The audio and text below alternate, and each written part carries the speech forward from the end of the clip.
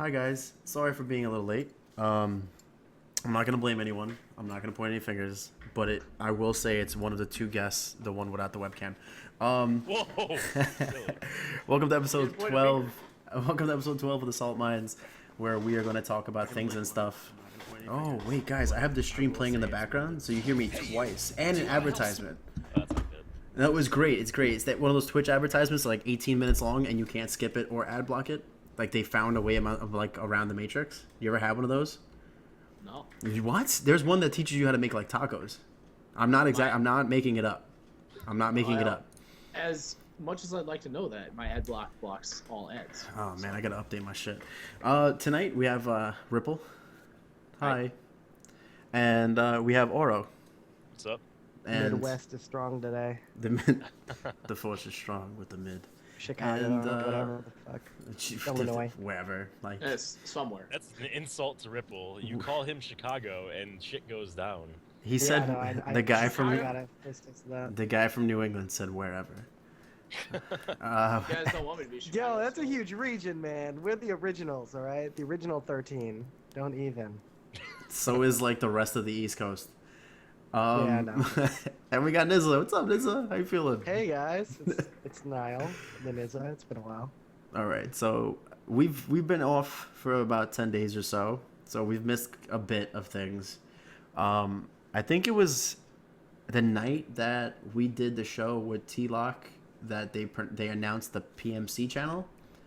So that's something we're covering. We're gonna be covering Sandstorm, obviously that just recently happened, and some other stuff. So without further ado, let's just jump right into it with Sandstorm. Can we be honest and just say like how none of us watched? So I watched a little bit of it live when it first started for Project M, and then they were kind of like the stream wasn't the best quality. From what I understand, they were like streaming off of 4G. Is that right? I think so. That's right. Like- they were doing it for all their streams. Yeah. So I mean, their melee stream looked hella good considering like that, but yeah, their PM stream didn't look great, and then I think in the end I ended up watching some of their replays today, but there was some cool stuff that happened actually with the games. Yeah, I don't know if anyone else wants to talk about it. I mean, I pretty much watched PM doubles. I didn't see much of singles. I saw a couple Axe matches. I saw a couple HBox matches, but then I really just tuned into Melee. Now, like a lot of people, what they were saying was like the PM stream looked like good, like the quality was really nice. It ran okay, but what's funny is we were talking about it off the air really quick. And especially Oro had a lot to say about it, which made a lot of sense. I just wasn't interested. Like I didn't feel like Aftershock, where you were just kind of immediately pulled in, and one of the things he brought up was just the fact that like there wasn't that hook in like there wasn't those PM players that you felt like you wanted to root for, where it felt like there was just a bunch of melee players just running the bracket. Actually, all right. I found the challenge bracket. Yeah. If you do you want me to read these? I can read like the top 8, like in Winterside or 16 or something like that. But 8, yeah, go for the 8. Yeah, go for it. Yeah, go ahead. top 8 in Winterside was Axes from for the Wolf from Arizona, West Yeah. Balls, Tujar, IPK, Silly Kyle, HBox, and Machiavelli. And top 4 in Winterside, and so all semis, it was 4 melee players: just Axe, West Balls, and Silly Kyle, Hungry Box. Like, Yeah, they dominated winners bracket. Winners bracket. And it's not like there were no names here. Like there were a lot of like people who aren't that well known. But they were like also, you know, IPK was there. Neon was there. Vixen is a rising name. I don't think Vixen has those types of results, but you know, he or she was there. I don't know that. She? Okay, she Yeah. was there. Yeah. Then yeah, those were the 3 names that stuck out to me. And then Machiavelli, I've kind of heard of him. he actually knocked IPK out, was Machiavelli. Yeah, so I have a lot to say about that match because I watched that one. Oh, did you? Yeah, I have like a few players to talk about, but I want you guys could, you know, if you guys have any general observations Well- to make. Go for it. So the only thing I wanted to say was, so there was no, you're right, there was no hook or filter to pull you in, because when you look at the matches that you were seeing, it happened to be a lot of Melee players who you were already watching a Melee stream for. There's And playing better in Melee, frankly. Yeah, exactly, and there's more depth in the Melee side of bracket too, because there's still Armada and Meat King dropped out, Armada and Leffen, and all those other people that got top 8 at Sandstorm and Melee. It's the same players that won both things, right? Using the same characters. Yep. So well, I think one thing. Oh, sorry. Go ahead. Well, I was gonna say, like, the one thing that is constant with PM was that it's always what always draws people in is watching like old school Melee players who are really good, whether they're playing a Melee character, a PM character, whatever, playing some guy like using a PM character, right? Like if it's like Cephalon versus if it's like Cephalon versus some guy playing a Spacey, it's like, damn, this is hype.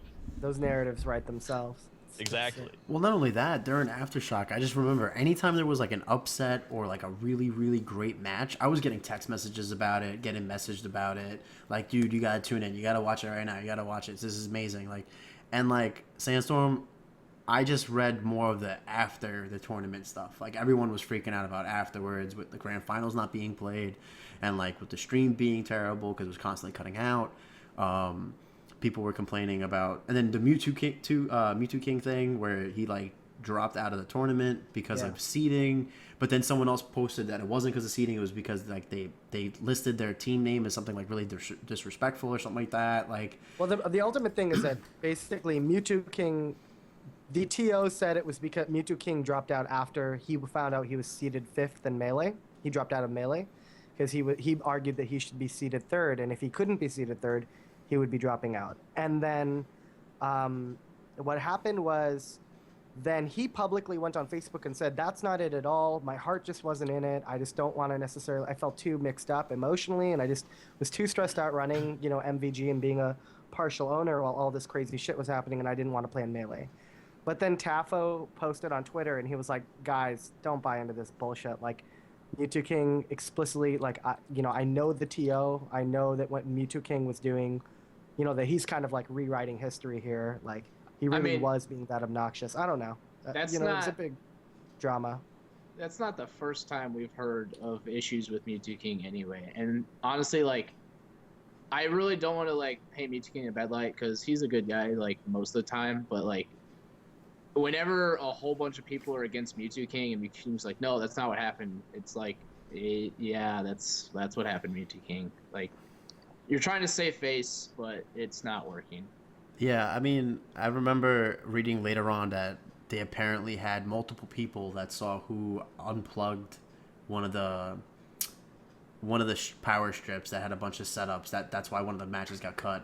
And apparently there was witnesses of who it was, but he didn't want to come out and say who it was. Like, a lot of like weird conspiracy kind of stuff whenever stuff like this happens. He hasn't gone public with it, but yeah, I think that was actually really responsible of them, that they didn't want to just somebody. I agree with you. It's just the fact that like it had to be this grand collusion thing. It couldn't have been just it was an accident. It had to be some type of collusion. Yeah, someone was involved. You know when Mewtwo King posted on Reddit and said there might be a few reasons why that happened, and the 4th bullet point was sabotage. We all were like, seriously, Mewtwo King? But then he later posted that he's pretty sure it was sabotage. So we'll see. I mean, what comes of that? Yeah. But I don't think. Oh, sorry. Go ahead. I just don't think anything's going to come of it. I mean, even if it was, they're going to talk to him in private. They're not going to make it public or anything. That's probably for the best. I mean, it makes it a lot better because then, I mean, he or she will get a lot of unnecessary hate from like a whole bunch of outsiders when it's just like, it should just be like a thing with the TOs and that person like, hey, you're banned from this event. Yeah. So as far as the hype levels for this event, I think that there are 2 dimensions to it, right? There's the level, there's how well the tournament is like run, and by that I mean every level, including production, and then there's the player level, right? What's nice about Texas is Aftershock had both. It had high caliber players, but it also had stellar production. Like Tourney Locator, or I guess now PMC. Sorry, did I get those initials right? Yeah, you did. Yeah. Project M Central. Yep. That's right. PMC are kind of like the trailblazers for good production and good content. And I think that when I tuned into the AZPM stream, I went to check it out because I was like, whoa, what is this event that's happening that I haven't heard anything about? It's got like 3,000, 4,000 viewers.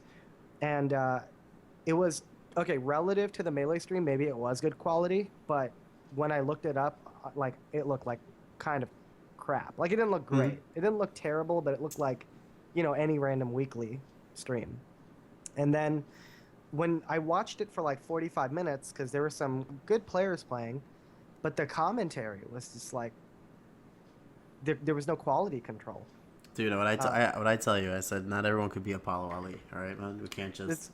It's Apollo Ali's a good man, but like you and Apollo Ali and like Siegel and whoever was on the Aftershock streams, you actually guys all did a really good job commentating, and you did it. You did some good play-by-play. You took it seriously. I understand. Yeah, that's something like. Yeah, and that's obviously true. That doesn't even need to be said about Aftershock. I mean, Aftershock does a great job, but I felt like the commentators at on the AZPM channel for Sandstorm, it wasn't that they were bad, because they were doing, you could tell that they were really, really doing the best they could to try and provide as entertaining commentary given all of the like chaos that was occurring. But it just, they just weren't like the cream of the crop or anything. Like it still felt like two random guys who cared about PM and were passionate, but not like names, or not people who had seemed like they'd done this before with commentary. So yeah, I think that's part of why it was like, even someone like me who tuned in, like I had no necessary desire to keep tuning in and check back in, because I was like, oh, that's just like a weekly, No, I understand. That's definitely, it's frustrating because like you see it on a big stage and you would expect like, I guess more preparation. Yeah. You want them to be a little bit more invested, especially because I would assume they knew they were going to be the ones that streamed, and I'm talking about Arizona Project Melee, that they knew they were going to be the ones streaming PM. So like you're kind of hoping like, hey, like get your best people on there and get a little prepared, study a little bit of the bracket. I could see that too, especially when you sometimes see people that are thrown into commentary and they do a really good job, and you're like, dude, you guys knew this for a while. So I know I can definitely relate to that at the end, like watching the end of it, like because I watched the VOD and I'm watching the end of it, and I know what you're talking about, where it just like seemed like anyone just jumped on and just started talking about random things, and you're just kind of like, it just feels to me like people always talk about how strong the local communities are for PM. Like there's so many good locals, and like there's actually a lot of local streaming now, but maybe people need to take it more seriously of where locals translate to nationals. Like Smashing Grounds, for example, like we're just a local, but like we try and actually pay a lot of attention to our commentary in addition to like our streaming quality and all of that stuff, so that when we actually do an event like Guts or whatever we have planned for later this year, like we're going to try to have like a stellar team there for commentary. And I just think that like more people need to take that seriously. What do you think about that, Ripple? Like, do you I mean, if you were to know that your local weekly, whatever reason, is now hosting a national, you probably have in your mind already who you'd want to represent it on the stream and who you want to run it, I would assume. Webs. Yep, there you go. I already know the name. Yeah, and I'm sure the same thing for you, Oro. Well, I mean, that's my stream too. I mean, yeah, Windy City Smash, that's me and Webbs and Swarm, so it's like... I mean, we don't have a local stream, so I just went with Windy City. Yeah. So. It's okay, yeah. But like you have that idea in your mind, and I guess you want your strongest foot forward. Another thing that I think we should hit up on, unless you still want to talk a little bit about Sandstorm. I do, because I want to actually talk about the three players. Like, I know that we didn't watch a lot of the games, but there are at least three players I want to talk about, if that's okay. Go for it. So the top four are all Melee. Hungrybox and Westball split first and second. Axe took third. Silly Kyle took fourth. There's not really much to talk about there. Now, fifth place was really interesting, because you would think fifth place, all right, it's going to be IPK, it's going to be Neon.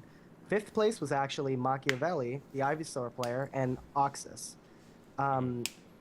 Oxus is a wolf, and he's starting to make a name for himself. And I have a lot of... I guess, did anyone see any of Oxus's play? I watched him play Axe, actually. I didn't see anything else, though. What did you think of that? I mean, I've seen his play against Axe wasn't that great, but I've seen some of his other matches, and he's like, he is an upcoming name. Like he's on my radar for like next probably like big player to make top 8 at like a national, like a PM national. So I think his play is really good. Yeah, he did well at Sandstorm. I think he probably could have beat Axe. He just his second game was so awful. I don't know. He Axe threw it, just basically. yeah, he threw it away. He goes for Gimps way too much. I see. I watched him play against. I only watched his match against Silly Kyle, and granted, everybody plays Peach in different ways, and it can be a very confusing matchup for PM players, especially to wrap their minds around. I thought Oxus had one of the best neutral games I've seen any Wolf player have. Like, it was extremely safe, extremely smart, very calculated, very intelligent decision making, good baits, all that. But he also, like, at least in that set, had some of the worst punish game I've ever seen any Wolf have.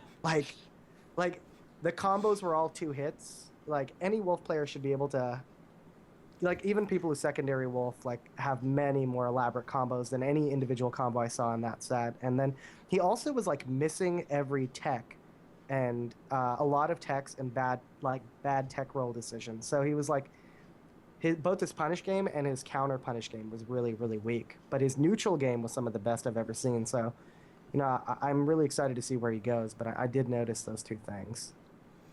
And then the other 2 players I wanted to talk about were Machiavelli and IPK. One of you guys saw that match, right? Which one? IPK Machiavelli or Machiavelli Yeah. West Balls? IPK. I didn't truthfully watch like any of the PM. I know about these players though, but I mean, I didn't watch any of the PM. So this was my first time. Yeah, you can go ahead, Ripple. I was saying I missed it. So Okay. Well, I saw IPK Machiavelli, and first off, I've heard of Machiavelli. Both these guys are SoCal. And Machiavelli, man, his Ivysaur looked so clean. But what was really, really apparent to me is that IPK had no idea what the fuck to do.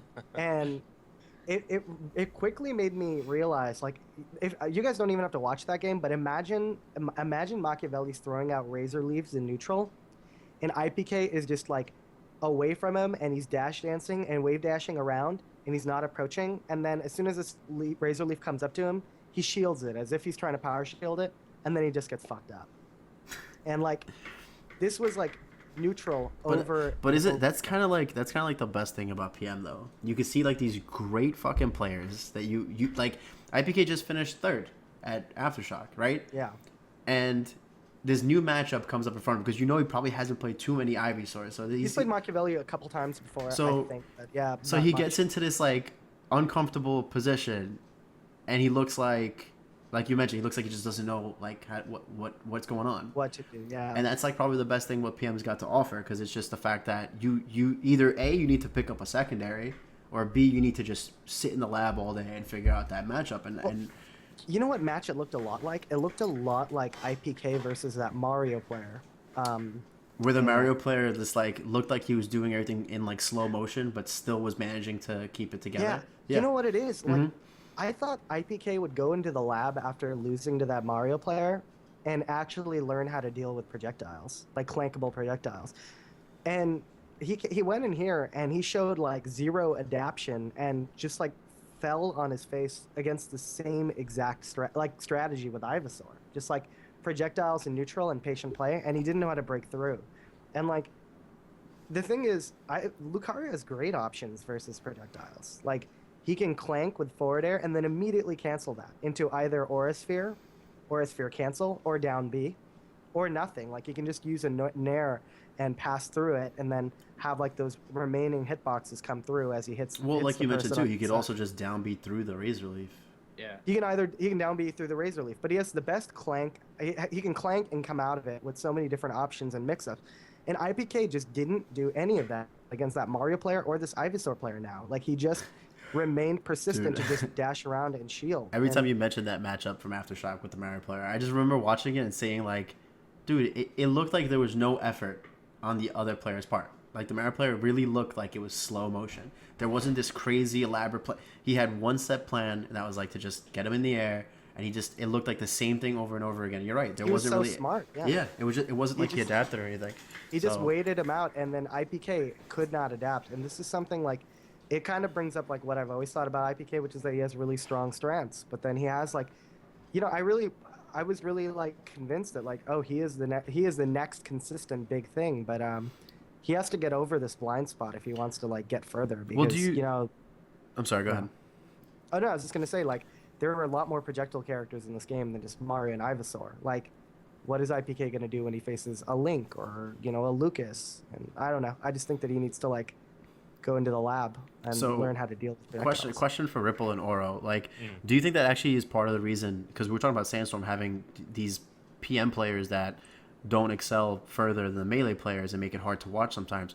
Do you think that something like IPK having a hard time against certain characters is the reason why PM isn't as fun to watch? Because he's supposedly like great PM players still have those matchup and experience issues that maybe some of the melee players don't, because they've just been trained for the last 10 years like the same thing. I'm just going to adapt in the middle of the game because they have that skill set that maybe the PM players just don't have yet.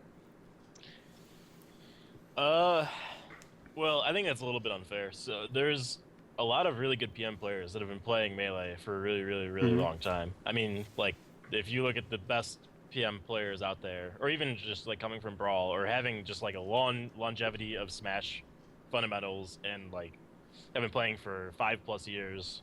Mhm. Like, if you're looking at Cephalon, he's been playing since like what, 2004. If you're looking at like Yeah. Junebug, he's been playing since like 2008, even though it was Brawl. But I mean, like, so Yeah, you his have all the experience, Smash, yeah, you have the Smash fundamentals and experience, so you can just come in and do that. So it's not like, I don't feel like the time spent is like necessarily the biggest factor there. I don't know how long IPK has been playing, and I'm not gonna get into the there's people that say like, oh, he's being carried by Lucario, and Lucario's like behind Melee top tiers, he's one of the only viable characters in 3.6 and things like that. I'm not gonna get into that. It's just I'm not sure if you guys know how long he's been playing, or if he has that type of experience. That's kind of what I'm looking for. Well, and what I'm saying is, like, when you look at a Melee tournament, right, and Yeah. you start listing off the players, you feel like you can go on forever of what's considered an amazing Melee player. Where, like, if you were to do the same thing for PM, we notice like a lot of these players that we haven't heard of before, or we've heard of them, but like they're finally starting to break through. And maybe because of that inconsistency, after you get those top players, like those top three, like your Cephalons and your Junebugs, like after you go past that list of players, it's just kind of always rotating, and maybe it makes it harder for people to tune in and say, oh, I have my favorite player, or Cephalon's in it, so I don't want to watch it. Junebug's not in it, so I don't want to watch it. There's not, you know what I'm saying? There's not that second tier of like established players yet. That's part of why I don't want to be too dismissive to Aftershock, because it's like people like Vixen did a great job. People like Mhm. Machiavelli showed some excellent play. Like, even if they were top 4 were Melee players, like there were some really good new names. Oxus is a relatively new name, and he did an awesome job. So I don't want to like. Yeah, it's not a bad Yeah. thing. It's a great thing because that just shows that there are players that are gonna fill those seats. Like they're gonna get there. Those players that we're like talking about now, that hey, you know what? They're kind of coming. We always say coming out of nowhere, but there's always people that know who they are. But now they're starting to establish themselves, and eventually that won't be the situation. I feel like as more nationals start popping up and we have more tournaments, all of a sudden you start seeing these names repeating over and over. And maybe the situation we have with Sandstorm, where it's like, not really too appealing, that's going to maybe kind of sort itself out, because now it's like, you know what, this person's not in it, but I've seen this kid last month and he was tearing it up. I want to watch him. And you kind of tune in for Yeah. that player.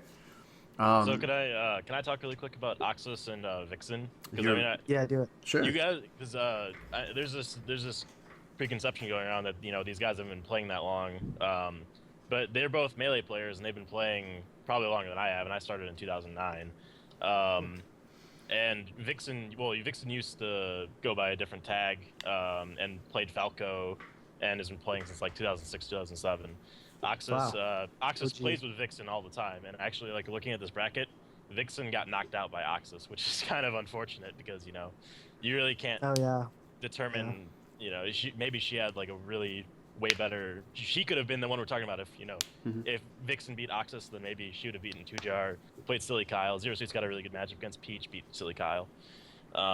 But these guys have been playing for a while, and they have all those fundamentals and stuff like that. So, Yeah, I don't. they look strong now. Yeah, I mean, like you talked about Vixen's neutral game and Oxus's neutral game, how they look like they're really on top of what they're doing. They have the mind Oxus games, they have the neutral movement, is impressive. and so that's what I'm saying is they've been playing for so long in Melee, and they have all those fundamentals down. So I don't think it's really fair to say that they're coming out of nowhere. I feel like it's a bigger thing that, aside from Neon, was there anyone else like in AZ? AZ was like, oh yeah, K9 and Neon. 3.02, Lucas and Meta Knight were a little silly, right? Yeah. So aside from those two, those are the only two names you heard of from AZ. But there was these guys, performing top 5 consistently at their locals since like 2.5, 2.6. So yeah, and that's why like I hate that terminology. Like I just mentioned, like the whole coming out of nowhere. Where, like I said, there's definitely someone there that could have told you months before that they were gonna be placing really well and do really well. It's just like you said, it's I guess it's just really top heavy right now. Like people don't want to pay attention to anything that isn't a Junebug, a Cephalon, a Lunchables reference or something like that.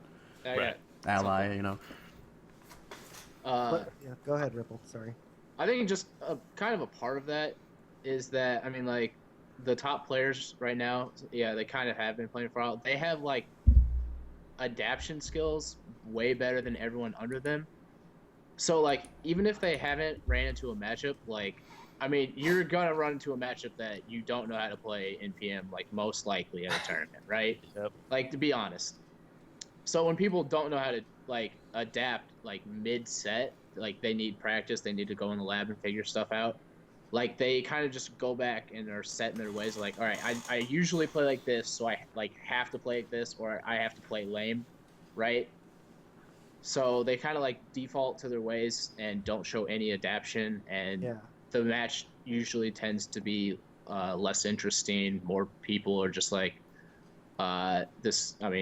it's just the same thing over and over, and then just one person just keeps beating them at the same stuff. Mhm. So I think one thing that I have observed though is that like there are some people like I'm pretty sure IPK is relatively new. Like I think PM is his first experience. In fact, if I do recall properly, I think he was a regular.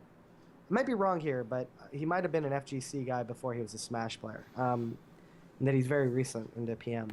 But what I do notice about like high level Melee players, like here you have some people who are really like IPK is good with Lucario. Not many people are good with Lucario. Most people haven't played against a good Lucario. So IPK off of the strengths of Lucario, and that's not to say riding off of, because he didn't ride on the coattails of Lucario. He just has mastered a lot of the strengths and the pros in Lucario's column, and he's like been able to just devastate brackets that way. But what he might not have that like somebody like Axe, who has not only been playing Melee for a long time, but also has like an incredible amount of skill, is like what Oro said, the adaptation, but also not necessarily matchup experience, but scenario experience. Yeah. What I think Messi, those Melee players don't have more matchup experience against PM cast members than like. Yeah, than, it's being in that position, it's being knowing on how that to stage. deal with how do yeah. you deal with turnips when they get thrown at you? You clank them. How do you deal with like missiles? You power shield them or you clank them. How do you deal with I meant it more along know? that way. Just being in that Yeah. situation, so many you kind of can say, you have more of a reference to it. You could say, you know what, this is a similar thing I've been through. It Right, doesn't have to be the same character. It's just experience overall. I mean, You that watch goes. DJ Nintendo. You watch DJ Nintendo play Gallo, and DJ Nintendo will just power shield fireballs, just power shield them nonstop, or nair through them. And I feel like IPK, he just doesn't have that scenario experience at all. And he'll get it. He'll have He'll to get it. Yeah. So, yeah, So, we're good on Sandstorm topics. Yeah. I just want Mhm. Did you guys want to talk about the whole Big House 5 not going to be there, left out in the rain, kind of thing?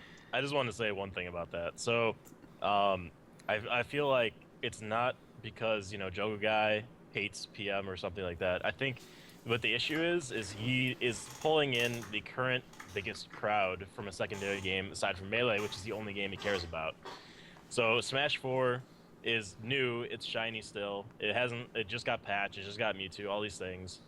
And we don't know how long Smash 4 is going to last in a tournament good light. Like, it's going to EVO, It's gonna be a big house. It's gonna be at all these big tournaments for its first year, but we don't know how long Smash 4 is gonna last or anything like that. So all I'm saying is, because it's new, because it's shown that it already has as many people that it has playing it at a tournament national level, that he's doing it strictly to get more people to go to Big House. And it's actually a more diverse crowd because PM players overlap with Melee players a lot. Like I was talking about Sandstorm, where you say, well, there's 120 entrants for PM and Sandstorm, but how many of them were Melee/PM players, and how many of them were PM exclusive players, right? Yeah, I mean, you asked how many do we feel that would have came if PM, or how many, what was it, Melee players would have played PM or something like that if they weren't already there. How many PM exclusive players would have gone to that tournament? And I said like 40. And that's just being honest. I feel like a ton of it's Melee overlap. Same thing as Shots Fired. It was a ton of Melee overlap. And it's the same thing for, and you know what? And you're right. Smash 4 brings a brand new crowd. It brings a fresh face to the scene. Yeah, you have a lot of Melee players that play Smash 4. A lot of PM players that play Smash 4. But you do have a lot of people that have never been a part of the Smash community that play Smash 4. And you have to keep that in mind. And I think, honestly, I think it's a smart decision. You can't, it's really hard. We talked about this a couple weeks ago. Really hard to have 3 events at the same time. And you're talking about singles, and you're talking about doubles, and you're talking about any type of side events. You're never going to get 6 events, right? Because it's singles and doubles, and then. I think if you have any type of money matches, you're not going to get that done. And I think he made the smart decision when it comes to his brand, like making sure he can live up to what he's known for, and it's hosting good tournaments and doing a good job with it. And he did what was the current flavor, and it might stick for the current flavor for a really long time, or it might not be. It's kind of wait and see.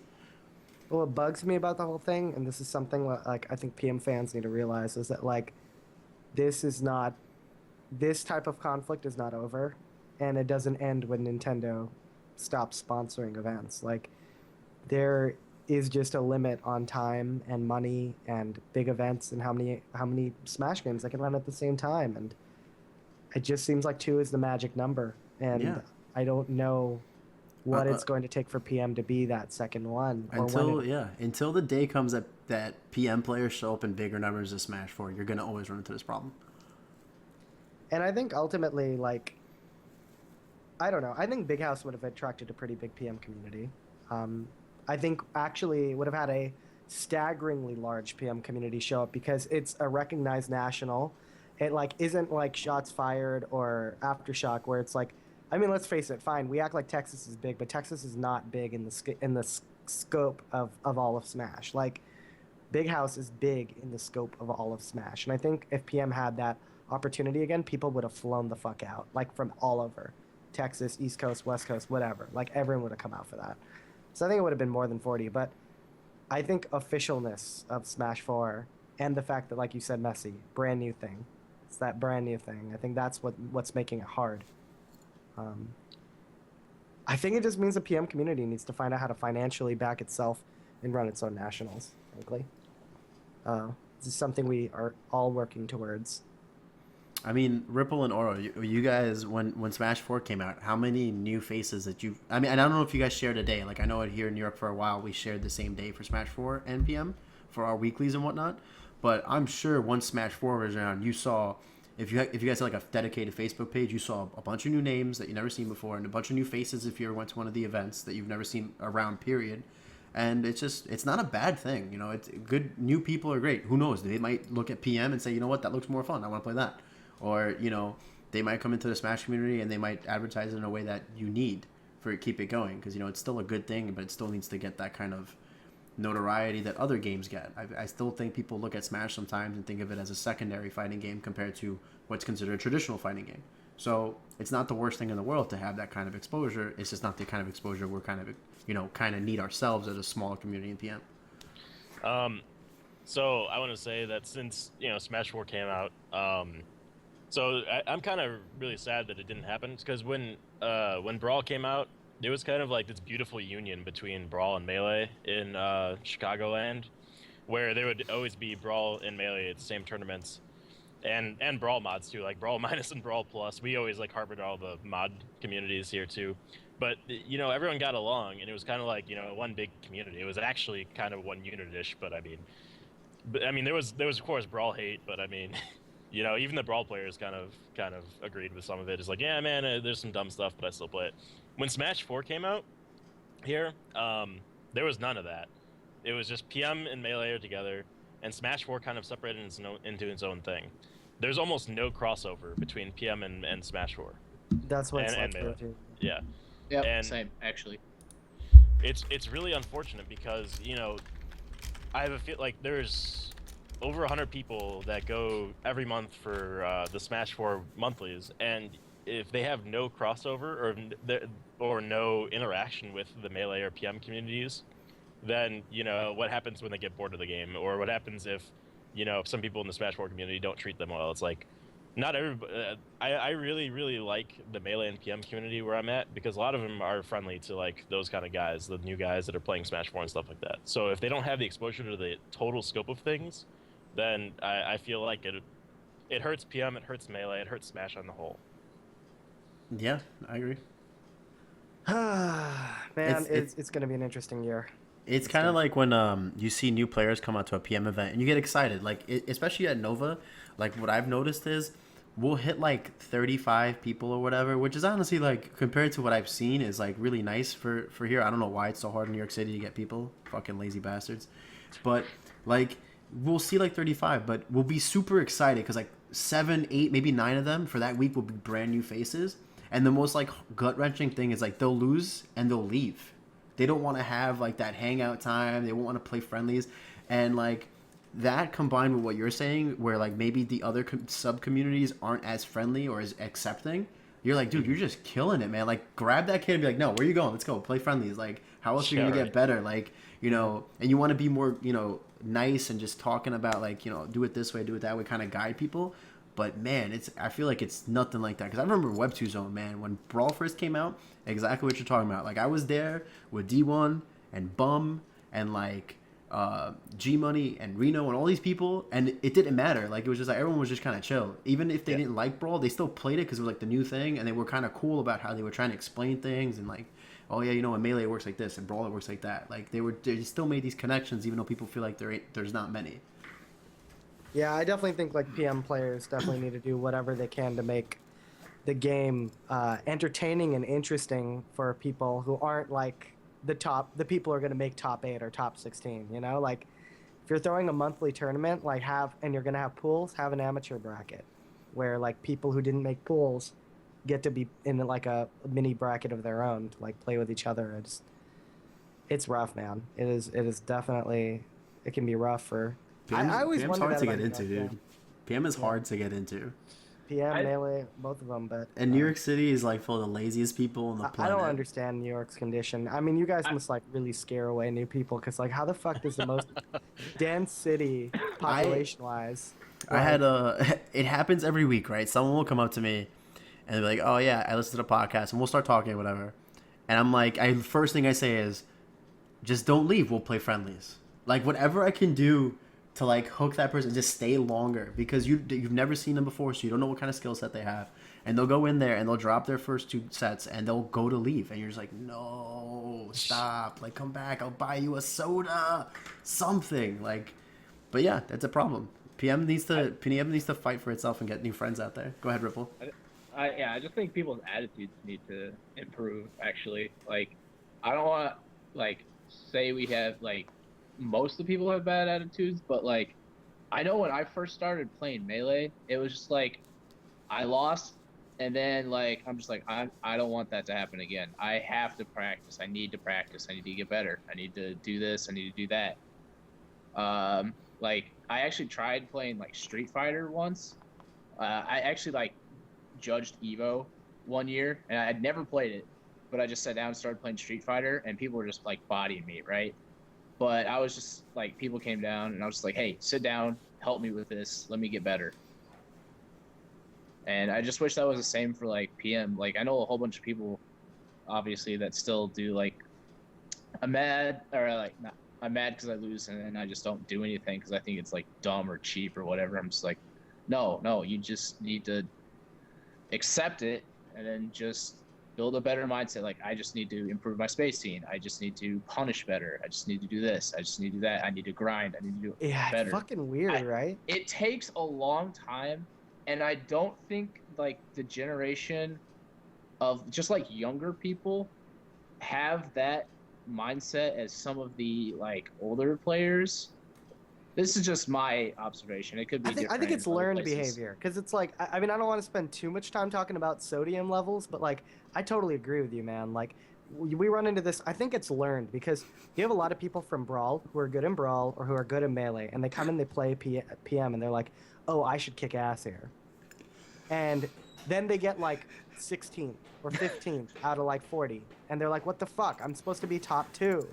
That's not supposed to happen. So I think that like their shitty attitudes, like people learn that. Like new players learn that that's how you interact in the space. That you get that mad, that you get that sodium level, and like it's like, dude, Stop just, like, saying that. I'm gonna die. what sodium level? The sodium level. The reference, yes.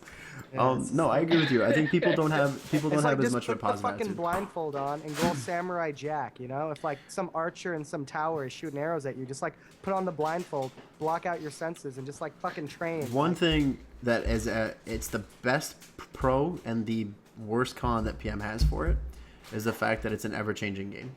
And with the fact that you have a lot of players that are exposed to other games that get a constant amount of patches and a constant amount of fixes, they automatically assume that if a character or a player is good with a certain character, they want the easy way out. They want that character nerfed. They want that, and that's the one. And honestly, it's the best thing about PM: the fact that it's ever changing and it doesn't really ever get stale. And you can see different characters that never really succeeded kind of rise up to the occasion the way they couldn't in other games. But at the same exact time, every single person uses that as the biggest scapegoat. Like, this character is broken. This character is too good. I don't want to play it. Oh, I'm just gonna main that character. Cause even my girlfriend right in the back is like, yep, she knows. So like, that's the thing. That's the one thing that is the best thing about PM. Messi Is all the references worst. girlfriend. Everybody takes a shot. Yo, The salt mines drinking game. I'm just glad she's actually like a real person. Imagine if I just referenced her and just like, there's no one there. What are you talking about? There's a Should picture we of talk? her right there. Yeah. Should we talk about PMC? Let's talk about PMC. Initial reactions to it. Actually, I want to bring up like one more point about that whole thing. He's gonna bring up his girlfriend. No, yeah, she's upstairs. I was like, I have a girlfriend too. No. Look at this picture of this guy doing karate. Now That's my look a little girlfriend. to the left of him, if you could. She's in there. You just can't see her. No, it's about the whole salt level thing, and just how people. I think a lot of it is, you said it was like learned expectations and stuff like that. I feel like a lot of it has to do with like the fact that it's the internet age, right? Back in the day, when you're like growing up, you're playing like Nintendo, Super Nintendo, N64 games, whatever. They made games intentionally like really fucking hard, so that you got all your money's worth basically out of $60 or whatever. Nowadays, it's like, well, you know, we can just patch things. We do DLC. Yeah, all this extra padded on crap.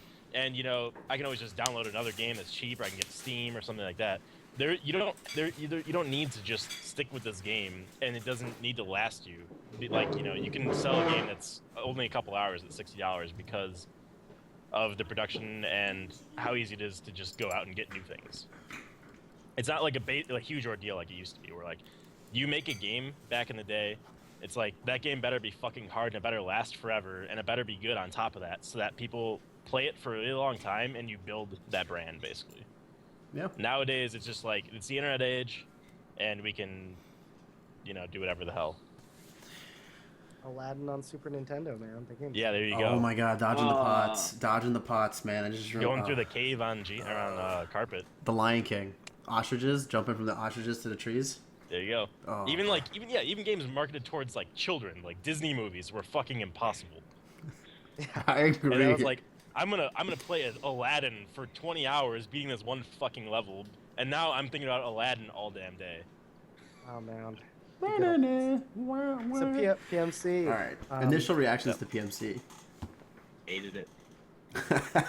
I thought it, depending on how it's done, it could be really tasteful and helpful, but I feel like the only way that it can really, or I felt like the only way it could really help the community is by being extremely selfless, and it can't a lot of the times because it's also self-promoting. I Like- think, yeah. Ripple, why do you hate it, Ripple? Let it out. Okay. So I just want to say, first of all, all right, it's Infinity Stream, is that right? Yeah. Okay, is that his job? Do you know if he He has a daytime job, I think. he does have a daytime job? Okay. Pretty sure. Yeah, but I mean, I'm pretty sure it's just like every other streamer where it's like that's the dream is I can quit and I can stream. Right. I feel like okay. the only person in Smash who can get away with not having a job that is not a competitor is Gimmer. Pretty sure. Yeah, but okay. So the only reason, the reason I don't like it is because I don't think Infinity realized how much power he actually holds if, he's actually, threatened by Twitch or, unofficially, Nintendo. Or, if Nintendo's telling Twitch to not do something with people who stream PM, right?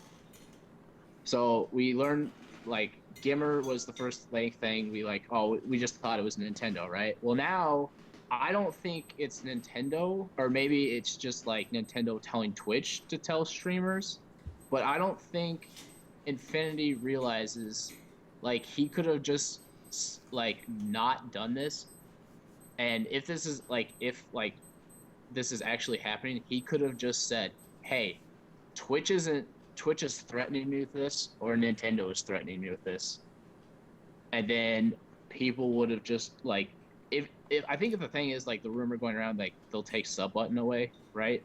Yeah. Right. So people would have just thrown money at him, right? I guarantee that if they would have taken sub button away, I mean at least I would. I have spare $5 every PM month. players would have. they're PM saying, players would have thrown money at him. They're saying that Bwet is the one that actually runs PMC. I don't know if Okay. that's I can't confirm, but that's what chat's telling me. I'm pretty Okay. sure. All right, so I'm pretty sure Infinity's the figurehead, but I'm pretty sure Yeah. Bwet runs Tourney Locator as well. He's the head Tourney Locator guy. Okay, He just doesn't. He's not public face. Yeah. Yeah, and I know Typo also runs it, right? I think. Yeah. No, yeah, okay. So I just don't think that they realized that they could have just said no to whatever was telling them to move PM, and just told everyone hey, this is what's going on, and then everyone would have taken their side. Twitch and or Nintendo would have gotten huge backlash. The thing would have gone viral. It would have exploded. Just it would have Evo? been. Yeah. Or what do you Just think? just would have been everywhere on the internet within 2 or 3 days. People would have been writing articles on it and everything. They would have got such bad PR. Go ahead, Oro. I was gonna say, you go down that road, you take that scenario, and you put Project M in the crosshairs basically, and you leave. If you actually manage to get that much attention towards it and streaming it and things like that, then you have one of a couple things happen. You have cease and desist for Project M. You have Twitch ceasing all stream productivity. You have it being allowed, but then it opens a whole nother can of worms, all things like that. The thing about PMC is I don't mind that they're all right, we need to take our PM content and put it somewhere else. What I do mind is that there are a lot of people that subbed specifically to Tourney Locator, and they weren't clear about why they were doing this. They never said anything, and if you're gonna take people's money, a lot of people sub to Tourney Locator because of PM. Their whole thing is our scene's really good at PM. We suck at Melee, we suck at Smash 4, we suck at all that. We're good at PM, so you should watch us play PM. And then you're removing that whole audience. And on top of that, they're we want to help the community, so we're gonna help you guys out. We're gonna host you guys and do all that stuff. But they're still mainly in it for themselves, considering they host every week, they host monthlies, and they can't host, and they're not going to say, hey, we're running tonight, but also we're running, or another stream's running tonight, so multi-twitch us, they're not going to say that. The thing when I first heard about it was if it really is, and obviously you have to be a little naive to just believe hey, you know what, this is going to be for A, B, and C, and oh my god, perfect world. But if it is for that, right, if they want to centralize PM content, and the whole idea is just that, hey, we need this to be the voice for PM and the kind of the main one-stop shop and all that. Great, all for it. I'm cool with it. But when you say that, right, and you teeter or move off that road for a millisecond, everyone is going to freak out. And I just don't like the fact that they just don't come out and say it's too much sugarcoating. Too much sugarcoating. Like, just say, hey, look, this is why we did it. Like, the legitimate reasons why we did it. Maybe if they want to say, look, there's a fear of it. There's an internal, like, maybe we want to have people just run PM and we can make Turn Locator focus more on Melee because that's just the route we want to go. You know what? Fine. I respect it. At least you told me the truth. You didn't sit there and go, like, this is the centralized things and things like that. But if they do that, which they have been, they've been hosting channels, they've been trying to centralize stuff, they've done that whole application process of like channels that want to be on PMC and stuff like that. And if that picks up, that's phenomenal because you are doing a pretty good job of keeping everyone on the same channel, and it's easy to find. And you know what? It makes it easy to archive on YouTube. It makes it easy to hit up on Twitter and say go follow us. But like I said, the moment you start straying off that path, and all of a sudden those questions start popping up again, it's no different. Like you mentioned, you don't go out and say what you're doing straight out.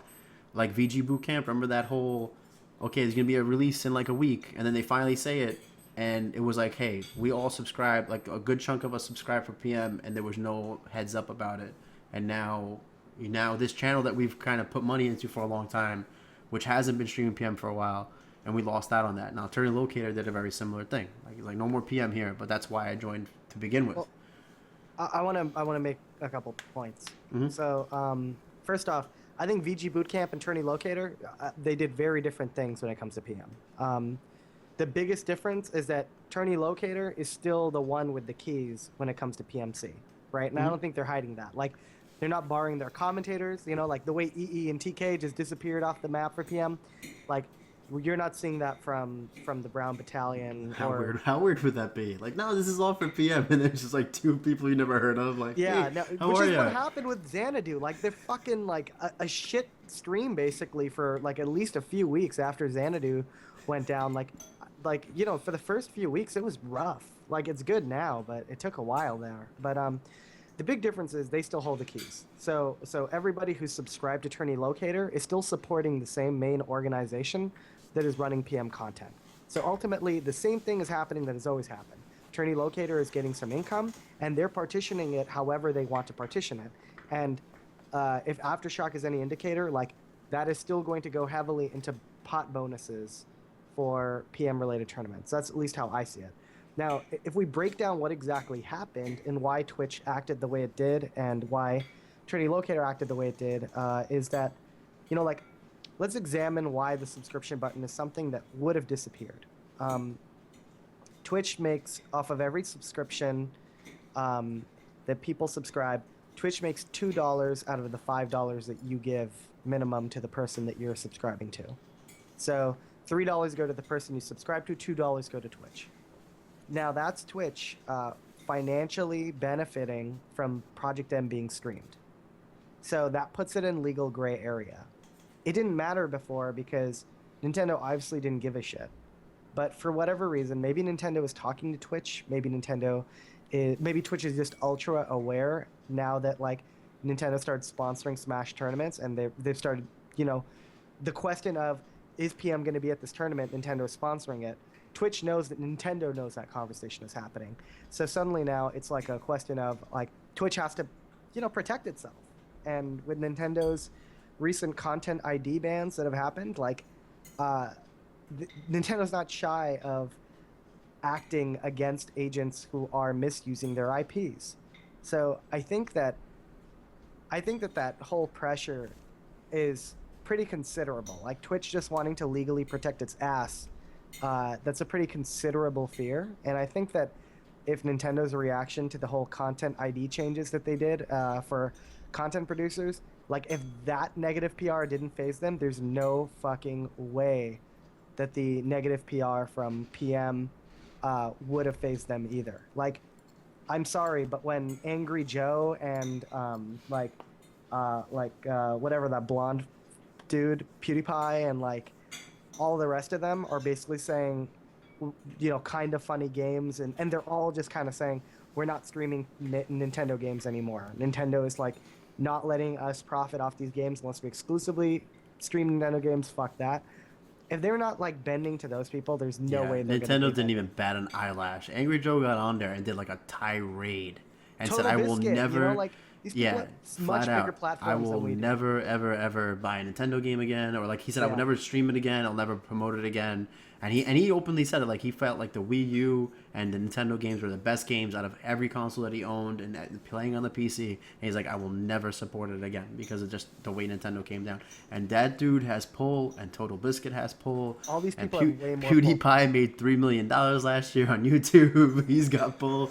So like Wow. it's so, and that's in euros. I'm Yeah, sorry. Total Biscuit. That's I mean, real money. Destiny- That's Destiny Oh, just did dang. an article on how much money he makes off of just streaming. Destiny's average live streams get 2,000 viewers. And Destiny, between contributions, subscriptions, all that stuff, he makes about 100,000 last year. Like, someone like Total Biscuit, you can be sure makes upwards of 7 figures. yeah. Like, yeah. if Total Biscuit can't make it happen, So like, I don't think know. I think I want to move on to 3.6 for the last 25 or so of the show before we get too wrapped up about how rich people are and how poor we are. Well, I just wanted to make one last statement, if that's okay, which is that this is going to be kind of shitty to say, but you guys will notice that Smashing Rounds isn't streaming tonight. That is largely because that's not because of any like bad thing. We are moving locations, and we are going to be getting into our new Game Underground. The store is moving, and we'll be live again on May 7th. But when we are live, we will also be switching Twitch channels. We are no longer going to be on the Game Underground channel. We're going to be on twitch.tv/Smashing Rounds. And I'll be making an extensive post on that about Reddit. I can't announce why that is. I'm sure you all can connect the dots. The juxtaposition to the conversation we just had is completely intentional. But, yeah, I will make an announcement about that, so. Wow. Did Game Underground just get a sub button? They did not. Okay. They have not been offered partnership. Okay. At all. Thanks for making it really weird as we transition to 3.6 Yeah, man. talk. I'm sorry. I'll make the announcement more efficient. Actually, All right, so listen, for They have no part. 3.6, right? We could literally sit here for the next 2 hours and talk about 3.6 and all this other stuff. Yeah, well, I thought let's really- talk about 3.6, dude. I thought a really fun way about talking about 3.6 is if we all went around round robin, talked about it, about what we felt was the realistic things that we want to see for 3.6. And then we also mentioned the most over-the-top shit that we can think of that I feel would be hilarious for 3.6. I'm talking about, like, listen, I can start from my unrealistic one, all right? And I can give you an idea of how high I'm setting this bar right now. Because I want Captain Falcon to use his gun and I want to shoot out his knee, all right? Like, I want it there. I want... Stop it. It's like the Trank animation. just shooting out his knee. I want his Raptor boost to be able to go through the air like pit side B. Like I want him to be able to When fly. you say the gun thing, do you imagine like he pulls out the Snake's Trank and then he fires out a mini Captain Falcon that's doing the knee? Like Yes. that's what I'm hoping for. Yes. Now it's also optional though. You can switch it with his taunt to a Falcon punch. See, listen, you got to be creative up here. Now, but for all intents and purposes, honestly, for 3.6 predictions, I do think there's going to be changes to the characters that we talk about a lot. The Lucarios, the Foxes. I think even maybe Roy gets a little bit of a change. I think Lucario might get toned down a little bit. But I hope for everyone that gets changed, like Lucario and Fox and whatnot, I hope it keeps the fun in the character. We talked about that with Fox, where if you do nerf Fox, keep him fun. Don't just make him this boring character because you just took everything away from him. And the same goes for Lucario. I think the ASC is fun. I think it's a unique thing that draws in players. Don't take that away. Don't make it to the point where it's just like it's not even crucial anymore. You could just pick up Lucario like anyone else and just like, oh yeah, this is fun. Make him unique. Make him hard to play. I like the fact that people like Lucario and Wolf have this skill level. We talk about that skill cap that people haven't reached yet. That's good. Like it makes the game interesting. You can see players really overextend themselves in ways that you've never seen them do that before. So, and there's How do you want to do this? Should we just talk about one character each or something? whoever, Well, dude, whatever you let's think's gonna happen 3.6. are we starting with reasonable or I want to unreasonable? ask something. Go I want to for ask it. you something for you, Messi, really quick. Do you ever play Brawl Minus? No. Oh god. You know what's funny? I hear You know- stories about Brawl Minus all the You time. know, you know and who it was the sound- lead developer for that shit? Do you Who? remember Kirk, the Bowser player? Kirk, the Bowser Oh, player. he was the lead developer. For Kirk Brawl. was the lead developer, and I went over to his house, and I was just like, "Yo, Kirk, we should do this for Brawl Minus." So I was like one of the Brawl Minus dudes too. Fucking, we would never give Falcon his gun and make it shoot a knee. Not in Brawl Minus. So fuck you. That I would be w- amazing, though. Yeah, that'd be stupid. That'd be real dumb. I love it. All I'll say is I don't even main Falcon. I just feel like the people's champ is the people's champ, and you gotta give credit where it's due. Who needs No, to be I've never played Brawl Minus, but everything I've heard about that game is a shit show. So continue. Who needs to be changed? Who needs to be changed? I would. Who wants to go first? Ripple. You can go first if you want, Nizla. I think Game and Watch is a piece of shit character, and he's the worst Yeah. designed character in the game. Okay. He's Is this literally because of the worst bees? design. He is the worst designed shit in the entire patch. He's a travesty. You If look you- at the patch. I have no problems playing against anyone, but as soon as I'd rather play Jigglypuff. Like when I see Game and Watch, I'm just like, this is the. Like he's like a 3.02 character in 3.5 completely. All right. Well, so go ahead, wait, wait. Oro. Go ahead. Go ahead. I just want to say, like, if you look at the characters that barely got changed from 3.02 to 3.5, you have Rob and Game & Watch and Squirtle. Lucario, basically. Lucario, yeah, there you go. DDD. DD. Well, yeah, but no one's ever said Wait, anything. Squirtle got heavily changed. You can't say Squirtle didn't get changed. His side B got neutered, but like it got Dog, compensated. his It got patch notes look compensated. like It's Genesis. a kill move. What, you kidding me? His patch notes do not look like Jesus. No, I said Genesis. Like Oh. they're a full book, is what I'm saying. Like, No, I was like, that's it's pretty not. impressive. They look like Jesus, like Yeah, a like, beard wait, layout. what? I will say this: if you go to there's Nox NYBK in chat right now. If you go to his VODs, I literally played Game Watch today.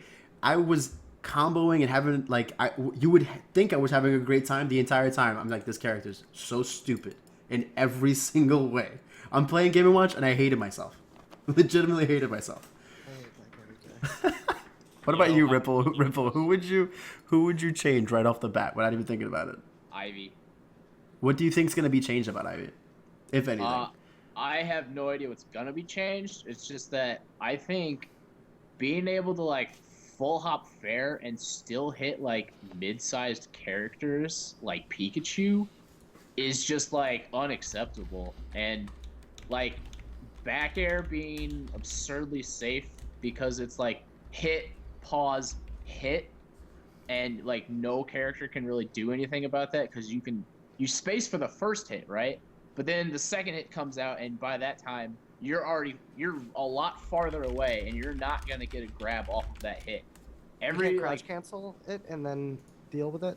I mean, my character, you have to be fast. So, I don't actually know like how strong the move is, but I know like slow characters can't do anything about it really. And it's just like I find it like one of the most annoying moves in the game. I feel like Like, this is as, like, DDD anybody. problems.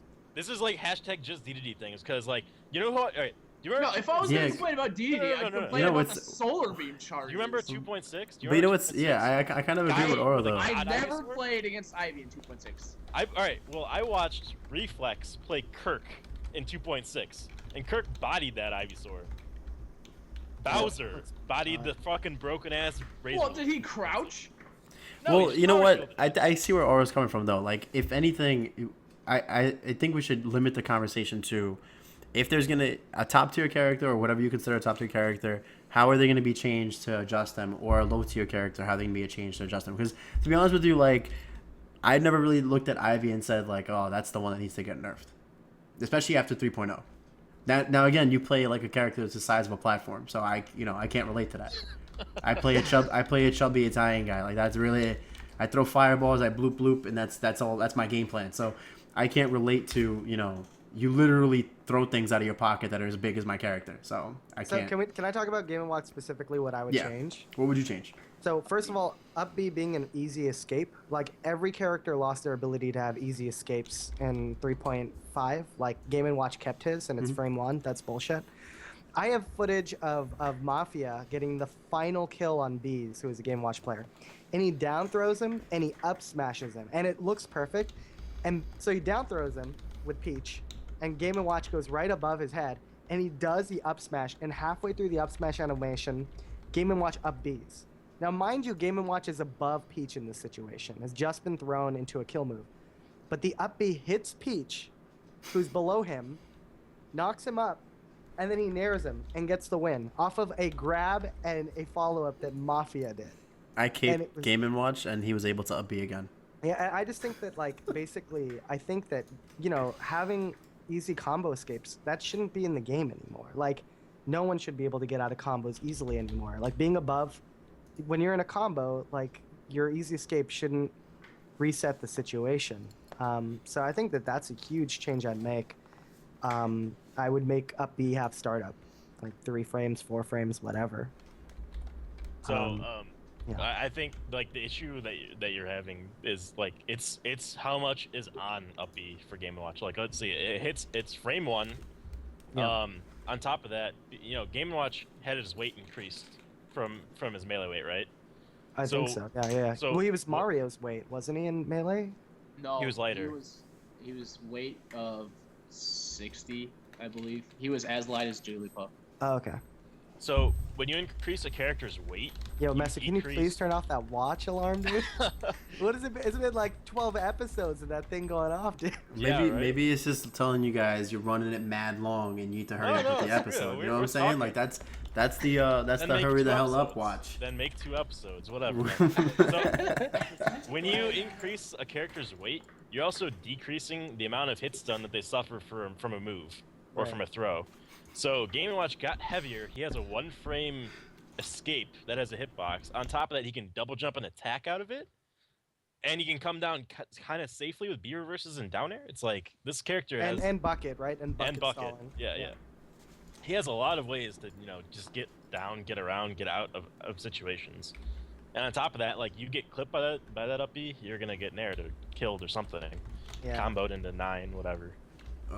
It's just like Nine between having these combo escapes, these insane combo flexibility. Like a lot of characters are good at comboing. Ness is good at comboing. DK is good at comboing. Roy, Lucas, whatever. But like with Game & Watch, because he can double jump after that up B, it just seems like he has all the flexibility in the world to extend things however he wants to. And then the third thing about him that's really insane to me is that everything that he gets off of Bacon is just nuts. Like And this is off of bad baking. His bacon used to be better, man. Like, Yeah. double. Like off Super of weak. bad Bacon, he can get up smashes off of Bacon. He can get Yeah. like forward airs, F smashes, like insane, powerful shit. Off So- of us, like I don't think Bacon's that big of a problem, honestly, because he throws it up. No, honestly, like There's he nothing throws wrong with it Bacon. up- He Whoa, throws it that's up, right? yeah. So you see it coming down, and so he gets better frame advantage. But you get to see like more of the attack coming.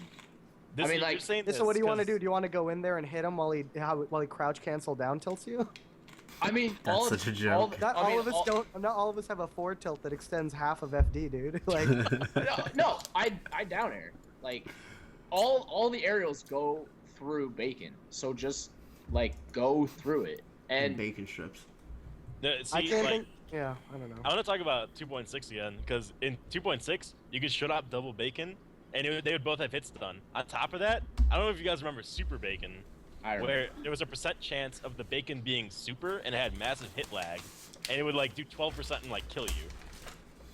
Like, go watch some old Dakpo videos. It was the dumbest shit I've ever seen in my Sometimes I life. watch Game & Watch and I'm like, okay, I get it. He's two-dimensional. He's flat. He looks weird. He looks janky. So you designed Yeah. him as janky as fucking possible. Then at other times I'm like, I don't know if that's good design. Like, he's so janky. Like, he's so insanely janky. Like, for example, like, all of his hitboxes, like, let's take forward air, right? He has one hit that goes up here, and then another hit that happens when it goes forward. None of those hits are weak. They're all strong.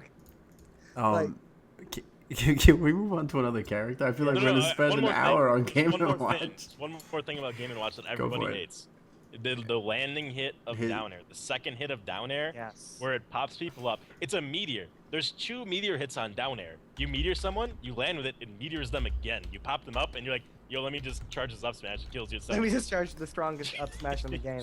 Yeah, right? Yeah, All of his joke. moves are a lot of disjointed moves, a lot of like weird active frames that last forever and have multi-hits, like a lot of good jab pressure on shields, like after his attacks, crouch cancel strong, his up B strong. Like there's too much about that character. I don't even know what you do with him to like really fix him and not make him irritating to play against. But any day of the week, I would rather play against Fox than Game & Watch. Or Jigglypuff even, or anyone. All right, Okay, so how about I'm for this point on, instead of like, because I feel like we're going almost into like a tier conversation, like a whole entire like frame data. What about some things that you just want to see being changed? Like we always talk about Lucario's auras, and we always talk about Fox in general. Like, is there anything like you personally want to see? Maybe Ike's side B. We always talk about like Ike's side B, his recovery game, and all this other stuff. Any unique ways you might see in 3.6 that they address those issues, or you think it's just left alone? I would personally like to see Peach's double jump rise faster. Well, no, they did. It's not melee rising speed; it's the brawl rising speed, which is the instant rise. Like, do you know like how in comparison, like how much faster that is? I don't have an exact frame count, but I know if you put brawl and melee next to each other, like in melee she dips down and rises really slowly. In brawl, she doesn't even really dip down; she just rises. Okay, well I didn't actually realize that. Yeah, it's definitely the brawl rise. I think with all design in this patch, almost everyone, with the exception of Game & Watch, I think has really good aggression and like really good aggressive tools. And I'm fine with all of the aggression and game plan that every other character has, basically. My problem is when characters don't have fleshed out weaknesses or there's not enough counterplay to what they're doing. So, for example, we can take Ike, right? I'm actually mostly fine with Quick Draw. Like, I'm mostly fine with it. The only issue I would have is that Quick Draw attack is such a good mix-up and has such good range that, like, it's really hard to respond to Quick Draw grab, Quick Draw wave dash back, Quick Draw whatever, like, through somebody. And then the Quick Draw attack on top of that is, like, a lot. Where someone like Ike, I think, can be scaled back is his recovery. Like, why does a character like that need that safer recovery? You know, where like it's much safer than most recoveries in the game. It's kind of like how I feel about everybody. Like Lucario, for example. I'm fine with the aura system. I'm fine with how it is, how strong he is, how good his aggression and punish game are. Why not just make him have like one of the worst recoveries in the game? Like, why can't it be as bad as Sheik's? If Lucario's recovery is as bad as Sheik's, then I probably wouldn't have a problem with the character at all. So I'm not sure if you can actually sweet spot with Ike's up B. It does. I think he doesn't go low enough. His grab box isn't low enough that he can like sweet spot around attacks that poke at the ledge. He does. It's very hard, but I saw Metroid practicing it a lot at one. Well, of the I mean, tournaments. all right. Well, maybe I'm just biased because like if you Marth F smash that shit, he dies or Ike gets hit every time. He can't like sweet spot around like Marth. Yeah, but you have to have a disjoint like that, right? Yeah. And yeah, I mean, that's a bit much. Like a character like him already has a lot of strengths. Like, I think that I just think that like if you're gonna create this game, you need to create it with the expectation that like more than 3/4 of the cast have the tools to edgeguard it. You know what I mean? If not even a higher percentage than that. Yeah. And I feel like with Ike, like if Ness didn't have his bat, that would be a really hard edgeguard. But he does have his bat, you know. Like, but a lot of characters might not have those types of tools. I think the problem is like with double jump characters and cancel characters inherently, it's like they can't edgeguard from the ledge very well. So like if you don't have a disjoint and you can't edgeguard from the ledge very well, I'm not sure how you edgeguard like a lot of characters. Ness has really good invincibility frames from the ledge, but I can do things like stall it out. I just think like, you know, maybe he doesn't need to have those active frames spinning around him that whole time. Like how it currently works is at the start, he's vulnerable down there. Then he has armor. He has armor. Then he goes up, and there's a brief moment when he doesn't have a hitbox. As soon as he grabs the sword. And then it's not that Yeah. long at all, right? It has it's just like, I don't know, 20 to 30 frames or something like that. It's less frames, I think, than Sheik has, where she's vulnerable at the startup of her up B. At the start of her up B or from her landing lag? At the startup. I'm saying like there is less frames where there are more frames with the startup of Sheik's up B where she is vulnerable than where Ike is vulnerable at the peak of his up B when he grabs the sword. What I'm trying to say is that the window's really thin. And I think it's too thin for a character like that. So something I think that like a lot of people need to do against Ike, is so when you see him, he has to up B, right? So if you grab the ledge right when he's forced to up B, you can kind of see where his sword is aimed, and if his sword is aimed at the edge, that means he's trying to sweet spot, right? Mm-hmm. So you can just do like if you drop off the ledge, he can't hit you with his sword anymore. So you can just drop off, like hit him. If you're a character that can go off the ledge, right?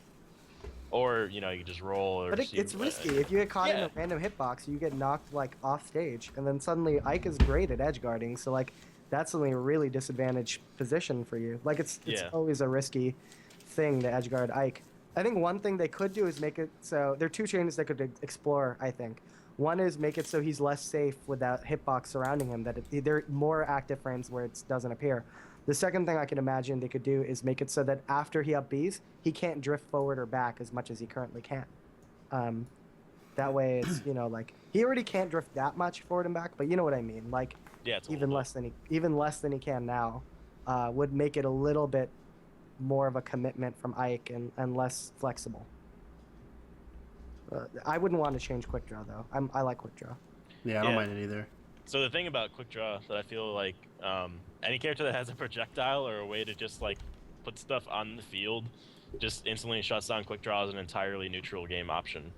Like if you have a laser, it's like, oh, I guess I can't quick draw this matchup. What about changing like a lot of people that play characters with tethers?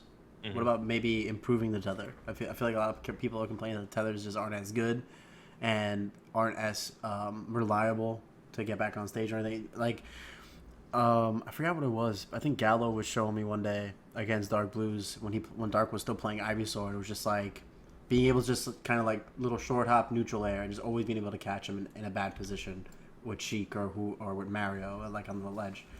So is there anything where you would see maybe tethers get more of a mix up to them or a little bit more of an improvement? So I just want to say like one thing in regards to like all the 3.6 stuff. So I mean, you guys know 3.6. It's gonna be, it's not gonna be like one of our major releases like 4.0 or something like that, or like 3.0, where it's just like there's so many features and stuff like that. So, not everything that we want to address or needs to be addressed is gonna be in 3.6. But I think it's pretty clear that a lot of people don't like the current tether mechanic. Yeah, so, I mean, honestly, when I heard 3.6, my mind that's bug fixes. Like that's all I thought of, and then I seen the trailer and there was like all this new stuff. I was like, oh, that's interesting. I was expecting that kind of stuff, like you said, in 4.0, because like I came up in the Counter-Strike world and League of Legends world, where like when you see the number point the next one like 0.5, 0.6, all right, that's bug fixes. That's all that is. Like it's nothing crazy, but like I feel like people heard 3.6 like, oh my god. Change the world today. I think the Bowser thing just threw it over the top for people. So many things and stuff. Yeah, I mean, I think that kind of just shows you like how many things that 4.0 is gonna have. It's just like if you look at how many new things that added to 3.0, that's just kind of like the grand scale that we kind of think of. Yeah, I'm sure a lot of the stuff that's coming through in 3.6 is stuff that's been in the works for a long time.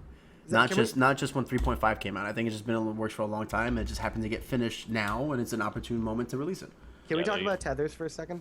Sure. So since you guys started talking about them, so one thing I think people always forget about tethers is that they're high risk, high reward, in the sense that they are a better recovery when you want to edge guard. If you have the tether and you're edge guarding, they provide you more flexibility than almost any other recovery, because you can cover a very deep option, immediately grab the ledge, and then exert a invincible ledge option right afterwards, right? Like that's really good. But then on the recovery side, when you're actually coming back on stage, they're very easy to edge guard. So there's that risk and reward aspect, and people always forget that reward part, like how deep a Zero Suit can go or an Ivysaur can go on the edge guards and still come back and cover a recovery option right afterwards. On the defensive side, on like the actual recovering side, I think that I used to think they were really bad, but like Zero Suit has a lot of mix-ups to get on stage, even with tether up B, like between wall jumps and down Bs and refresh down Bs and just like the little bit of lift she can get off of an up B. She has like great ways to get herself back onto the stage, And Ivysaur, I used to think, was fucking trash at it. But I've recently played a very good Ivysaur, who, Darrett, you might know him because he's a writer for Smashboards. He found really good ways of recovering against me last time. I'm normally really good at edge guarding tethers, but he found really good ways to save his down airs and to stall and mix up when he was going to Razor Leaf you when you were grabbing the ledge. And he had really good ways of basically seed bombing without fast falling, so that the seed bomb would cover the person who was on the ledge, and if they stayed on too long, they would get stage spiked. And so he mixed those two up, and he did it very efficiently. Now, with that said, Ness doesn't have an easy way to refresh invincibility frames, but that struck me as really creative ways to try and get the ledge free for yourself. And I think not a lot of Ivysaurs have really gotten there yet to practice that shit. I don't know what you guys think. Olimar clearly is fucked, but he's Well, he's at least good that's things. changed, right? Yeah. I just want to say, at least for Zero Suit, she doesn't need mix-ups. If you touch her, she gets down B back, which, if you touch her off stage, below or after a tether, right? She down B's back, she can flip stool you, right? And then she's back on stage. It's actually surprisingly hard to edge guard her, even though she has a tether recovery. She just Kinda. always gets over you. Well, that's not really true after 3.0 with the degrade on the down B. You don't go nearly as far. But I know where you're coming from. Okay, Yeah, you I need to wouldn't say watch she my has a match. good Okay, Nizza, you commentated my match with Numerics, right? Yeah. It was you and Apollo? Right. Okay, I hit Numerics at 120, 140, and 160, all with forward air, and he just downbeat and recovered again. And I'm just like, oh my god. Yeah. No, I mean, I think there is, you gotta work on your ledge grab, ledge hop down B game, dude. With DDD. Down B sucks. Get the jet hammer going. Fuck me up with that, but Fix it, Kyle. Fix it. Dude, please don't dude, change. The Please don't Jets make it need any- more Jets. No. All right. But no, I know what you're saying. I know what you're Exaggeration? saying. I know what you're saying. But that proves my point, right? If Ivysaur is the only problematic tether, and I'm not even convinced Ivysaur is that problematic. I think Ivysaur has pretty good tools to get people off the ledge. You just have to be really fucking smart about it. Maybe it's not that big a problem. All right. I think it's a Ivysaur's better. I think Ivysaur's better at getting people off the ledge in Zero Suit. It's just that she has her down B, which refreshes when she gets hit. If it wasn't for that, I'm pretty sure she would never recover. Yeah, but that's like saying without rising pound, Jigs would be a kind of shitty recovery. It does exist, right? That's the whole point. Yeah. That both these characters have good recovery options. Well, in addition to I'm just saying if you're just judging a tether based on getting people off the ledge, then I think Ivysaur is better at it than Zero Suit. It's just Sure, Zero Suit doesn't need to do that. Right. So if you take that I think away- at the sense that I think people bitch too much about the whole tether change. I mean, I can see why it's a non-interactive, dumb way to edge guard in the sense that you just stay on the ledge until they blink or whatever. But I think that Ivysaurs and Zero Suits are going to get better and better at it, and I don't think it's a huge problem. I think that, in fact, Ivysaur benefits from having a tether on her edge guarding side because she can go so goddamn deep, and there's such a high skill ceiling to edge guarding with Ivysaur that right now people are content to just jump off and back air, but god damn it, when you start doing full jump back air, up air, to try and meteor them because you missed them with the back air, and then immediate tether, grab up, and then use your invincibility frames to do a short hop forward air into whatever, up B, because they recovered high instead and got past you. That's sick. She can cover so many options. So, I mean, do you really want to lose your tether? Because you lose all that edge guarding flexibility. Yeah. Yeah, that stuff, things. Olimar, though, I have a feeling is going to become really fucking scary when Yeah, if he doesn't get nerfed alongside the up B change. I really think that. Revenge of I the don't, Pikmin. I don't think he needs to be. His on-stage game is fine. It's not overpowering. It's not particularly weak, except against Spaceys. Dude, I think his combo game is disgusting. His kill game is disgusting. His edge guard game is insane. Can I just Like tell it- you how happy I am that no one played Olimar in 3.0 because he got hella nerfed in 3.5. I played him in 3.0. He got hella nerfed, dude. and then I dropped it. Yeah. There was an Olimar player doing work at AZP on the AZPM stream, but I think like Yeah. with a good recovery, Olimar becomes very possibly a top 15, top 20 character very quickly, maybe even top 10. Real. He's scary already, dude. When He's not. on a lucky day, Olimar is scary. All right, on a lucky day where his recovery is working, he is a scary character. Now, I don't care if he gets all purples. He's still garbage to me for right now. Damn, right bro. now. All right, so we already kind of hit the cutoff. I think we were Fuck talking your about. cutoff. Oh my God, you were the one asking how long we were gonna go. Yeah, I know. I can keep going. Might be. Well, we don't see Oro on camera, so he's probably like 2, maybe 3 drinks in, and like. I just got a bottle here of vodka, man. I'm just down. Just with it. it. Fuck Tethers, Yeah. man. The one thing I'm just gonna ask you guys: are you guys going to Paragon? Don't know. I'm making plans for other tournaments like Low Tier City 3, and maybe an East Coast tournament before I go out to Cali. Maybe. Maybe you should come up to New York. Shit. Maybe I It is should. a maybe for me. Hang out with me and Apollo, and we'll force Nizza to come down. Yeah. Dude, that would be what to Paragon? No, bruh. No. Oh, Fucking what? New York. East Coast. Oh. East Make it Coast. easy. We'll make it easy for you. Oh, thanks, You don't dude. have to fly. You take a I bus. will come if y'all are doing something. I'll definitely come through. We're always doing something. What is?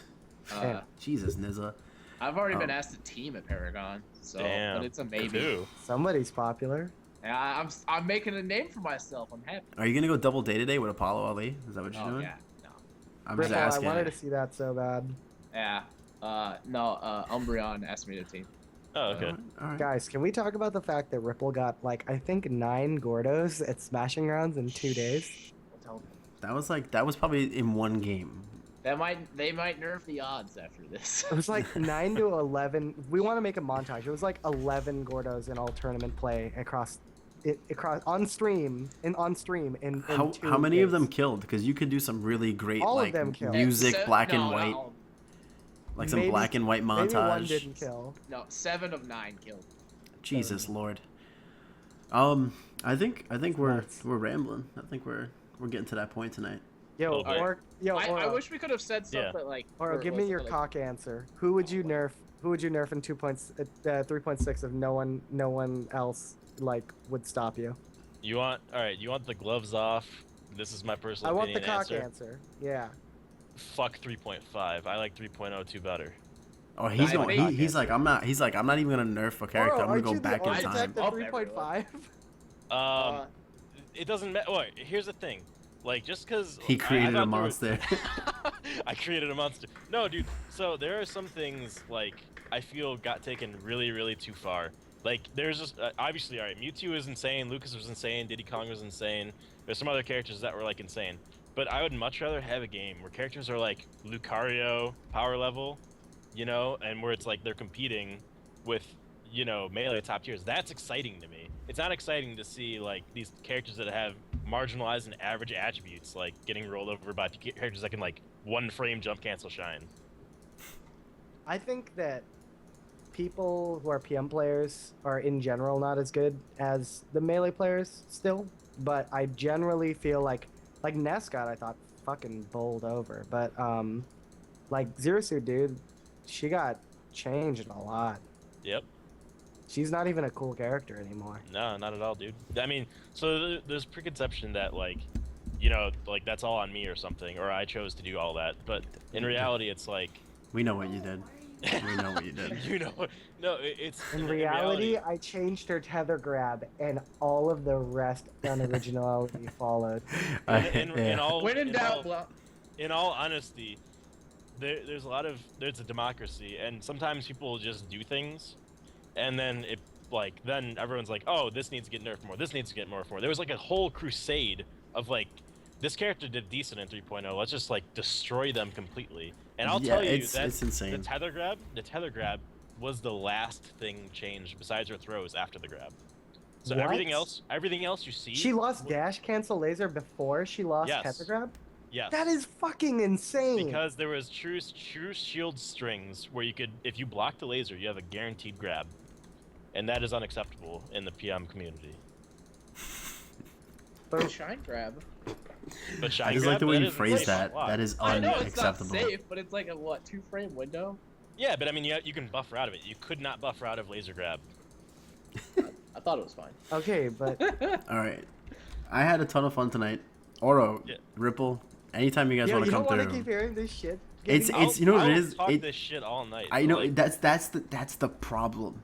I know. Yo, Yeah, if you yo, guys can I- want to. Can I say one last thing before we go? You know, Yeah. I will promise you after this call, Nizza will stay with you for like 18 hours and discuss all this shit. Every single know. post show, Nizza Fucking hangs out with the this guests guy. for like, and all they talk is frame data. Like it's just like, oh, frame one, da da da da da da da, and then this happens, and if you just do this, and then boom, footstool there. What? Like what? I'm like, okay, After, all right. all right, after Big House 4, when Nizza was leaving, he pulled me aside and was like, I want to play some more friends with you. So we start playing, and I'm talking, and this guy would not leave me alone. And Ali's like, dude, we got to get out of here. We got to get out of here. He's like, no, just one more. I got to keep talking to Oro. And this is like an hour, and Ali's just like, all right, we're going. Yo, then I played Oracle in a friendly and messed up his Lucas. So that was Oh, pretty- Oh. shit. Oh shit. After you bodied me. Oracle's a good man. We've had him on the show. Don't do that. Yeah. Don't just throw other people under the bus until they You- get on the show, and then they can throw you under the bus. Oh, You know I what's get the thrown under saddest the thing? bus all day. Here's a conspiracy. I bodied Oracle at Big House 4 on stream, and there's no recording of it. Man That's got like ripped apart. when Gallo 3-stocked Professor Pro, and like the only thing is a shitty cell phone video. My favorite part. It looks like it was recorded in 1994 and some My shit. favorite part was when Ripple bodied Oro in an unwinnable Oh my matchup. god. It's not Oh. unwinnable. Are you fucking kidding me? Are you In shitting 3.0, me? It was unwinnable No, in it 3.02. was not. No, you played Completely. like garbage, man. Maybe. Yeah, you played like Dude, garbage. that matchup is straight up 7-3 in 3.0. Like, no way is it not. Yeah, maybe. It's still freaking hard. You all right? literally heard Oro's brain function and go, yeah, maybe. Like it just boom clicked. Like yeah, you're right. I'm sorry. All right, Whatever, I guess man. we should end the call then, huh? I mean, how do you guys want to go out with awkward silence again? That was pretty good last week. All right, everybody. Oh, vote did you? If you guys haven't watched, check out the Paragon trailer. I'm in it. I freaked out. Oh, yeah. I freaked out, dude. I woke up, checked my phone, and they get to the second part of commentary, and you just hear someone screaming. I'm like, that's me screaming. I was hyped. All right. Um, Disclaimer: everything I said that is my own beliefs and does not reflect the PMDT. That's it. God damn, you wouldn't want to get sued. For Yo, very legal Oro's gonna be there going, no, Olimar's recovery is the same, but Oro, we see it jetpacking in the trailer. Nope, I never even. What are you talking about? That's a Conspiracy, frame man. issue where actually it's a glitch in the recording. Our game capture card got messed up, and It was Yeah. Turbo, right? Yeah. It was supposed to be our April Fool's trailer, actually. yeah. Alamar high tier in 3.6, calling it. All right, If he doesn't so, get nerfed, if he doesn't get nerfed. we're going out with awkward silence. Yeah, everybody shut up. I had fun. What? All right. Yo. Remember, yo. Ripple came with me. I made him an omelet, and then I took him to a parade for this child who has cancer, who has Down syndrome. You just You can't beat that. You can't beat that for a tournament experience. No, it was. Welcome to my region. I'm gonna take you to a parade for a cancer Down syndrome person. So what Yeah, you did man. is you gave him food and then you showed him the most depressing thing you could possibly show a human The being. kid is cured, man. He's Oh, cute. at All right, least that's it's different. great. That's different. Yeah, Yeah. that's way better. You made it seem like this kid. You know what, man? Awkward silence. Wait, I just want. Yeah, invite me back whenever you want. All right, I'm done.